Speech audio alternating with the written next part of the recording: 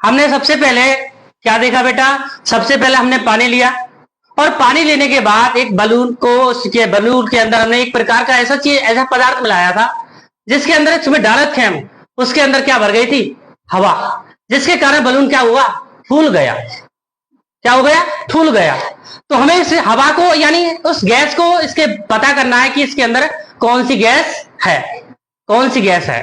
तो हम गैसों की पहचान करने के लिए क्या प्रयोग कर सकते हैं, गैस की पहचान कैसे होगी। अगर हमारे पास इसके अंदर ऑक्सीजन गैस है तो ऑक्सीजन गैस की हम पहचान करेंगे मोमबत्ती की सहायता से। तारक सारी गैसों की पहचान हम किसकी सहायता से करेंगे, मोमबत्ती की सहायता से। तो जलती हुई मोमबत्ती की सहायता से करेंगे। तो सबसे अगर ऑक्सीजन गैस होगी तो आग को जलाने में सहायक करेगी, आग को जलाएगी। जैसे मोमबत्ती है तो मोमबत्ती को तेज करेगी, क्या करेगी, मोमबत्ती जलती हुई तेज करेगी।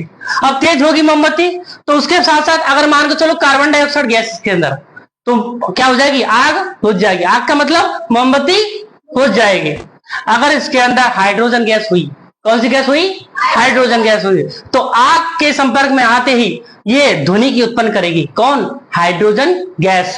कौन सी ध्वनि, फटफट की ध्वनि के साथ ये जलेगी, आवाज उत्पन्न करेगी। अब हमको चेक करना है इसके अंदर कौन सी गैस है या कौन सी गैस नहीं है। तो इसके लिए हमें किस हिसाब से पड़ेगी, एक मोमबत्ती की। तो जलती हुई मोमबत्ती चाहिए हमें इसके लिए।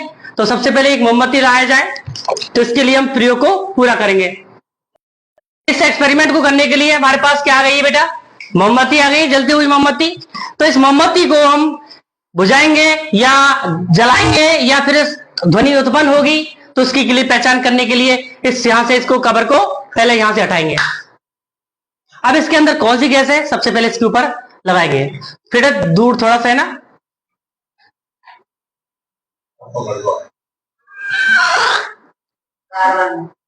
कौन सी गैस है बेटा इसके अंदर, आग जली या बुझी, तो समझ में आया, यानी इसके अंदर कौन सी गैस मौजूद थी,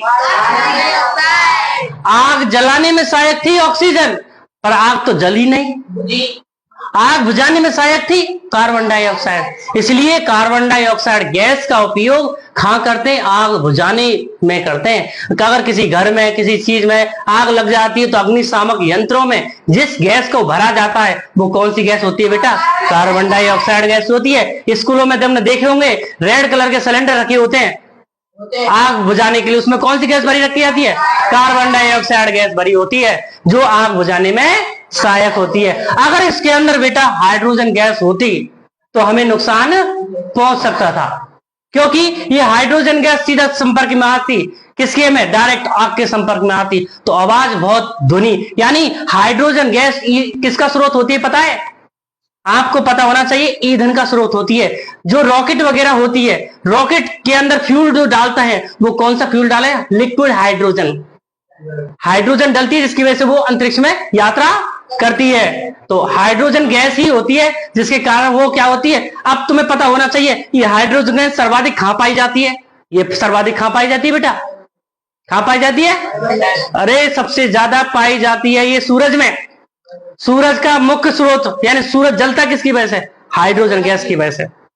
हीलियम और हाइड्रोजन गैस का सम्मिश्रण है कौन, सूरज, जिसकी वजह से तपता है, जलता है। यानी इसके अंदर आग जो है वो किसकी वजह से, हाइड्रोजन की वजह से। तो यानी ईंधन के रूप में काम कौन सी करेगी, बुझाने, आग बुझाने में सहायक कौन होगी, और आग जलाने में सहायक कौन होगी। क्लियर, ठीक है। तो